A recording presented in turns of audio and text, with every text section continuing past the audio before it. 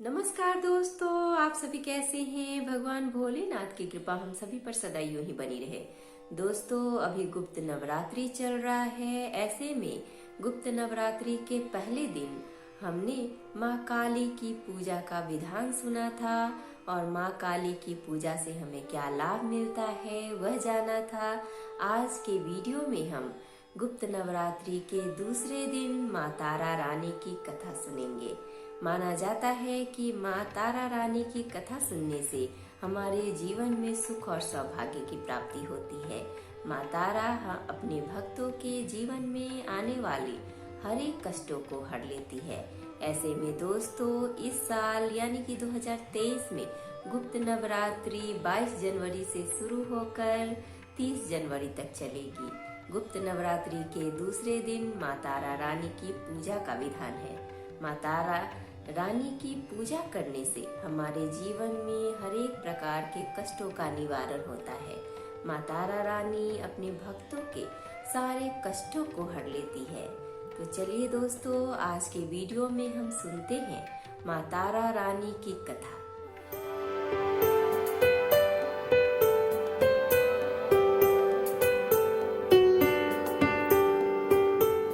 नमस्कार दोस्तों, मैं शिल्पी आप सभी का तहे दिल से स्वागत करती हूँ अपने YouTube चैनल कथा कहानी शिल्पी की जुबानी में। दोस्तों, इस चैनल के माध्यम से मैं आप सभी को हर तरह की कथा और कहानी सुनाऊंगी। अगर आपको मेरी तरह कथा और कहानी सुनना पसंद है तो प्लीज हमारे चैनल कथा कहानी शिल्पी की जुबानी को सब्सक्राइब कर लीजिए।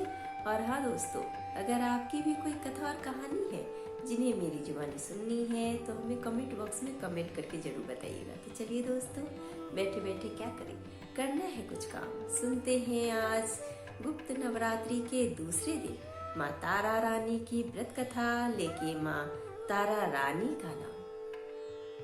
माता के जगराते में महारानी तारा देवी की कथा कहने व सुनने की परंपरा प्राचीन काल से चली आ रही है। बिना इस कथा के जागरण को संपूर्ण नहीं माना जाता है। अब आइए दोस्तों, हम माँ तारा रानी की कथा सुनते हैं। राजा स्पर्श माँ भगवती की पुजारी था। दिन रात महामाई की पूजा किया करता था। माँ ने उसे राजपाट, धन दौलत, ऐशो आराम के सभी साधन दिए थे। कमी थी तो सिर्फ यह कि उसके घर में कोई संतान न थी। यही गम उसे दिन रात सताया करती थी। वो माँ से यही प्रार्थना किया करता रहता था कि माँ मुझे एक लाल बख्श दो ताकि मैं भी संतान का सुख भोग सकूं। मेरे पीछे भी मेरा नाम लेने वाला हो, मेरा वंश भी चलता रहे। माँ ने उसकी पुकार सुन ली। एक दिन माँ ने आकर राजा को स्वप्न में दर्शन दिए और कहा कि हे राजन, मैं तेरी भक्ति से बहुत प्रसन्न हूँ और तुझे वरदान देती हूँ कि तेरे घर में 2 कन्याएं जन्म लेंगी। कुछ समय के बाद राजा के घर में एक कन्या ने जन्म लिया। राजा ने अपने राज दरबारियों को बुलाया, पंडितों व ज्योतिषियों को बुलाया और बच्ची की जन्म कुंडली तैयार करने का हुक्म दिया। पंडित तथा ज्योतिषियों ने उस बच्ची की जन्म कुंडली तैयार की और कहा कि हे राजन, यह कन्या तो साक्षात देवी है। यह कन्या जहाँ भी कदम रखेगी वहाँ खुशियाँ ही खुशियाँ होंगी।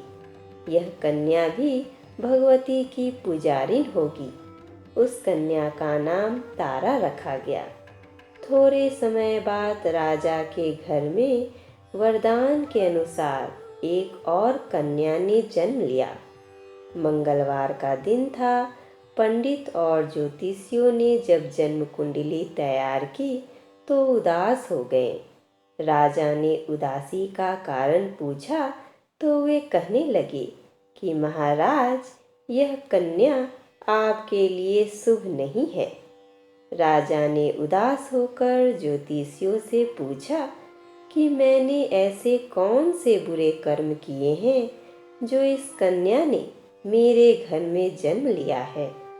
उस समय ज्योतिषियों ने अपनी ज्योतिष लगाकर बताया, कहने लगे कि ये दोनों कन्याएं जिन्होंने आपके घर में जन्म लिया है, पिछले जन्म में राजा इंद्र की अप्सराएं थीं। इन्होंने सोचा कि हम भी मृत्युलोक में भ्रमण करें तथा देखें कि मृत्युलोक पर लोग किस तरह रहते हैं। दोनों ने मृत्युलोक पर आ एकादशी का व्रत रखा। बड़ी बहन का नाम तारा था, छोटी बहन का नाम रुक्मन।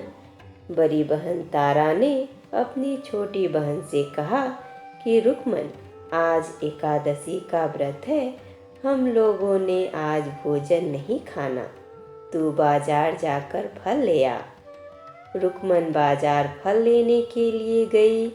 वहाँ उसने मछली के पकौड़े बनते देखे। उसने अपने पैसे के तो पकौड़े खा लिए तथा तारा के लिए फल लेकर वापस आ गई। फल उसने तारा को दे दिया। तारा ने पूछा कि तू अपने लिए फल क्यों नहीं लाई?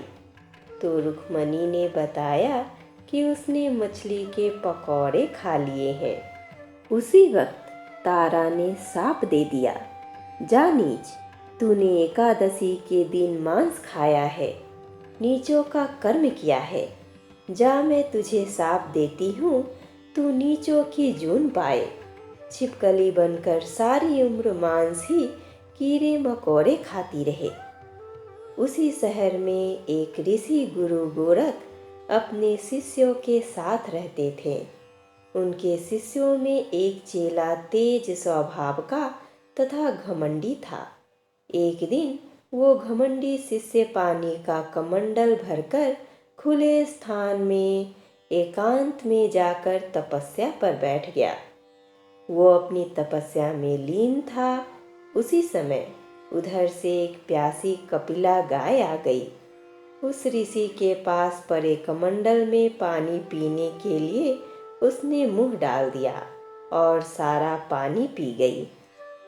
जब कपिला गाय ने मुंह बाहर निकाला तो खाली कमंडल की आवाज सुनकर उस ऋषि की समाधि टूटी।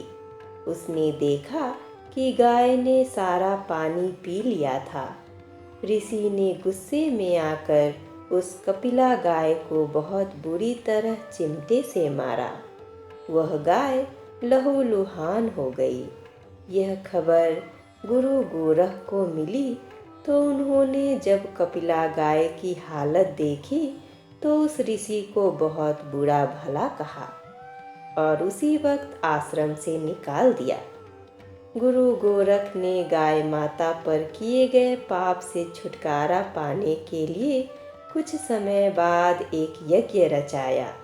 इस यज्ञ का पता उस शिष्य को भी चल गया जिसने कपिला गाय को मारा था। उसने सोचा कि वह अपने अपमान का बदला जरूर लेगा। यज्ञ शुरू हो गया। उस चेले ने एक पक्षी का रूप धारण किया और चोंच में सर्प लेकर भंडारे में फेंक दिया, जिसका किसी को पता न चला। एक छिपकली जो पिछले जन्म में तारा देवी की छोटी बहन थी तथा बहन के शाप को स्वीकार कर छिपकली बनी थी, सर्प का भंडारे में गिरना देख रही थी। उसे त्याग व परोपकार की शिक्षा अब तक याद थी। वह भंडारे होने तक घर की दीवार पर चिपकी समय की प्रतीक्षा करती रही। कई लोगों के प्राण बचाने हेतु उसने अपने प्राण न्यौछावर कर लेने का मन ही मन निश्चय किया। अब खीर भंडारे में दी जाने वाली थी। बांटने वालों की आंखों के सामने वह छिपकली दीवार से कूदकर कढ़ाई में गिर गई। नादान लोग छिपकली को बुरा भला कहते हुए खीर की कढ़ाई को खाली करने लगे। उन्होंने उसमें मरे हुए सांप को देखा। तब सबको मालूम हुआ कि छिपकली ने अपने प्राण देकर उन सब की प्राणों की रक्षा की है। उपस्थित सभी सज्जनों और देवताओं ने उस छिपकली के लिए प्रार्थना की कि उसे सब योनियों में उत्तम मनुष्य जन्म प्राप्त हो तथा अंत में वह मोक्ष को प्राप्त करे। तीसरे जन्म में वह छिपकली राजा स्पर्श के घर कन्या जन्मी। दूसरी बहन तारा देवी ने फिर मनुष्य जन्म लेकर तारामती नाम से अयोध्या के प्रतापी राजा हरिश्चंद्र के साथ विवाह किया। राजा स्पर्श ने ज्योतिषियों से कन्या की कुंडली बनवाई। ज्योतिषियों ने राजा को बताया कि कन्या आपके लिए हानिकारक सिद्ध होगी, शकुन ठीक नहीं है, अतः आप इसे मरवा दीजिए। राजा बोले, लड़की को मारने का पाप बहुत बड़ा होता है, मैं उस पाप का भार नहीं बन सकता।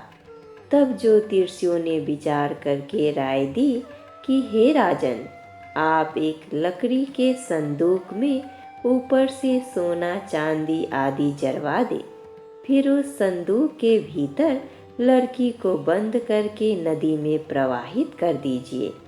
सोने चांदी से जरा हुआ संदूक अवश्य ही कोई लालच से निकाल लेगा और आपकी कन्या को भी पाल लेगा। आपको किसी प्रकार का पाप भी नहीं लगेगा। ऐसा ही किया गया और नदी में बहता हुआ संदूक काशी के समीप एक भंगी को दिखाई दिया। वह संदूक को नदी से बाहर निकाल लाया। उसने जब संदूक खोला तो सोने चांदी के अतिरिक्त अत्यंत रूपवान कन्या दिखाई दी। उस भंगी के कोई संतान नहीं थी। उसने अपनी पत्नी को वह कन्या लाकर दी तो पत्नी की प्रसन्नता का ठिकाना न रहा। उसने अपनी संतान के समान ही बच्ची को छाती से लगा लिया। भगवती की कृपा से उसके स्तनों में दूध उतर आया। पति पत्नी दोनों ने प्रेम से कन्या का नाम रुक्को रख दिया। रुक्को बड़ी हुई, उसका विवाह हुआ। रुक्को की सास महाराजा हरिश्चंद्र के घर सफाई आदि का काम करने जाया करती थी। एक दिन वह बीमार पड़ गई। रुक्को महाराज हरिश्चंद्र के घर काम करने के लिए पहुंच गई। महाराज की पत्नी तारामती ने जब रुक्को को देखा तो वह अपने पूर्व जन्म के पुण्य से उसे पहचान गई। तारामती ने रुक्को से कहा कि हे बहन, तुम मेरे यहाँ निकट आकर बैठो। महारानी की बात सुनकर रुक्को बोली, रानी जी, मैं नीच जाति की भंगिन हूँ, भला मैं आपके पास कैसे बैठ सकती हूँ। तब तारामती ने कहा, बहन, पूर्व जन्म में तुम मेरी सगी बहन थी। एकादशी का व्रत खंडित करने के कारण तुम्हें छिपकली की योनि में जाना पड़ा। जो होना था सो हो चुका। अब तुम अपने इस जन्म को सुधारने का उपाय करो तथा भगवती वैष्णो माता की सेवा करके अपना जन्म सफल बनाओ। यह सुनकर रुक्को को बड़ी प्रसन्नता हुई और उसने उपाय पूछा। रानी ने बताया कि वैष्णो माता सब मनोरथों को पूरा करने वाली है। जो लोग श्रद्धापूर्वक माता का पूजन व जागरण करते हैं, उनकी सब मनोकामनाएं पूर्ण होती है। रुक्को ने प्रसन्न होकर माता की मनौती करते हुए कहा कि हे माता, यदि आपकी कृपा से मुझे एक पुत्र प्राप्त हो गया तो मैं भी आपका पूजन व जागरण करवाऊंगी। माता ने प्रार्थना को स्वीकार कर लिया। फलस्वरूप 10वें महीने में उसके गर्भ से एक अत्यंत सुंदर बालक ने जन्म लिया। परंतु दुर्भाग्यवश रुक्को को माता का पूजन जागरण कराने का ध्यान न रहा। जब वह बालक 5 वर्ष का हुआ तो एक दिन उसे माता यानी कि चेचक निकल आई। रुक्को दुखी होकर अपने पूर्वजन्म की बहन तारामती के पास आई और बच्चे की बीमारी का सब वृतांत कह सुनाया। तब तारामती ने कहा कि तू जरा ध्यान करके देख कि तुझसे माता के पूजन में कोई भूल तो नहीं हुई। इस पर रुक्को को 6 वर्ष पहले की बात याद आ गई। उसने अपराध स्वीकार कर लिया। उसने फिर मन में निश्चय किया कि बच्चे को आराम आने पर जागरण अवश्य करवाएगी। भगवती की कृपा से बच्चा दूसरे दिन ही ठीक हो गया। तब रुक्को ने देवी के मंदिर में ही जाकर पंडित से कहा कि मुझे अपने घर माता का जागरण करना है, अतः आप मंगलवार को मेरे घर पधार कर कृतार्थ करें। पंडित जी बोले, अरे रुक्को, तू यही 5 रुपए दे जा, हम तेरे नाम से मंदिर में ही जागरण करवा देंगे। तू नीच जाति की स्त्री है, इसीलिए हम तेरे घर में जाकर देवी का जागरण नहीं कर सकते। रुक्को ने कहा, हे पंडित जी, माता के दरबार में तो ऊंच नीच का कोई विचार नहीं होता। वे तो सब भक्तों पर समान रूप से कृपा करती हैं, अतः आपको कोई ऐतराज नहीं होना चाहिए। इस पर पंडित जी ने आपस में विचार करके कहा कि यदि महारानी तुम्हारे जागरण में पधारे तब तो हम भी स्वीकार कर लेंगे। यह सुनकर रुक्को महारानी के पास गई और सब वृतांत कह सुनाया। तारामती ने जागरण में सम्मिलित होना सहर्ष स्वीकार कर लिया। जिस समय रुक्को पंडित से यह कहने के लिए गई, महारानी जी जागरण में आवेंगी, उस समय सेन नाई वहाँ था। उसने सब सुन लिया और महाराज हरिश्चंद्र को जाकर सूचना दी। राजा को सेन नाई की बात पर विश्वास नहीं हुआ। महारानी भंगियों के घर जागरण में नहीं जा सकती, फिर भी परीक्षा लेने के लिए उसने रात को अपनी उंगली पर थोड़ा सा चीरा लगा लिया, जिससे नींद न आए। रानी तारामती ने जब देखा कि जागरण का समय हो रहा है परंतु महाराज को नींद नहीं आ रही, तो उसने माता वैष्णो देवी से मन ही मन प्रार्थना की कि हे माता, आप किसी उपाय से राजा को सुला दे ताकि मैं जागरण में सम्मिलित हो सकूं। राजा को नींद आ गई। तारामती रोशनदान से रस्सा बांधकर महल से उतरी और रुक्को के घर जा पहुंची। उस समय जल्दी के कारण रानी के हाथ से रेशमी रुमाल तथा पाँव का एक कंगन रास्ते में ही गिर पड़ा। उधर थोड़ी देर बाद राजा हरिश्चंद्र की नींद खुल गई। वह भी रानी का पता लगाने निकल पड़ा। उसने मार्ग में कंगन व रुमाल देखा।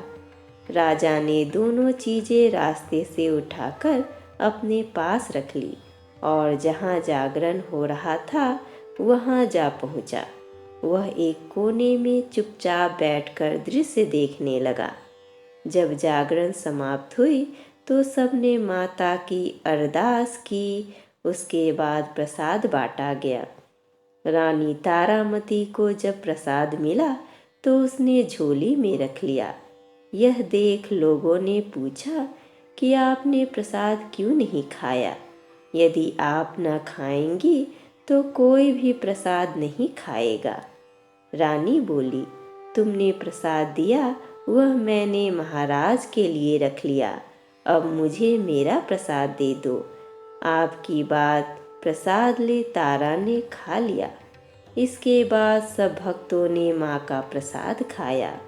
इस प्रकार जागरण समाप्त करके प्रसाद खाने के पश्चात रानी तारामती महल की तरफ चली। तब राजा ने आगे बढ़कर रास्ता रोक लिया और कहा, तूने नीचों के घर का प्रसाद खा अपना धर्म भ्रष्ट कर लिया। अब मैं तुझे अपने घर कैसे रखूं? तूने तो कुल की मर्यादा व प्रतिष्ठा का भी ध्यान नहीं रखा। जो प्रसाद तू अपनी झोली में मेरे लिए लाई है उसे खिला, मुझे भी तू अपवित्र करना चाहती है। ऐसा कहते हुए जब राजा ने झोली की ओर देखा तो भगवती की कृपा से प्रसाद के स्थान पर उसमें चंपा, गुलाब, गेंद के फूल, कच्चे चावल और सुपारियां दिखाई दी। यह चमत्कार देख राजा आश्चर्यचकित रह गया। राजा हरिश्चंद्र रानी तारा को साथ ले महल लौट आए। वहीं रानी ने ज्वाला मैया की शक्ति से बिना माचिस या चकमक पत्थर की सहायता के राजा को अग्नि प्रज्वलित करके दिखाई, जिसे देखकर राजा का आश्चर्य और बढ़ गया। रानी बोली, प्रत्यक्ष दर्शन पाने के लिए बहुत बड़ा त्याग होना चाहिए। यदि आप अपने पुत्र रोहिताश्व की बलि दे सके तो आपको दुर्गा देवी के प्रत्यक्ष दर्शन हो जाएंगे। राजा के मन में तो देवी के दर्शन की लगन हो गई थी।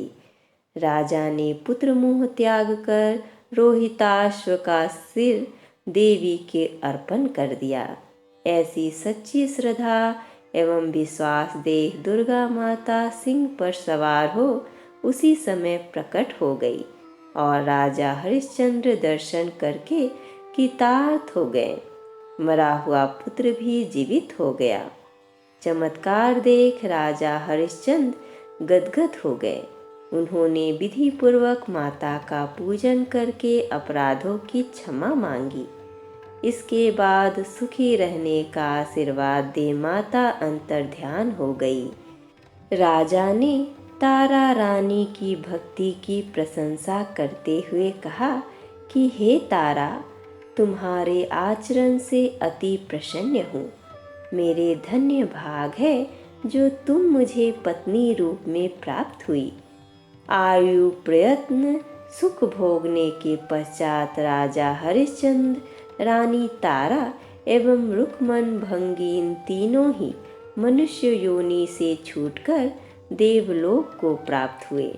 माता के जागरण में तारा रानी की कथा को जो मनुष्य भक्ति पूर्वक पढ़ता या सुनता है उसकी सभी मनोकामनाएं पूर्ण होती हैं, सुख समृद्धि बढ़ती है, शत्रुओं का नाश होता है। इस कथा के बिना माता का जागरण पूरा नहीं माना जाता है। बोलो साचे दरबार की जय।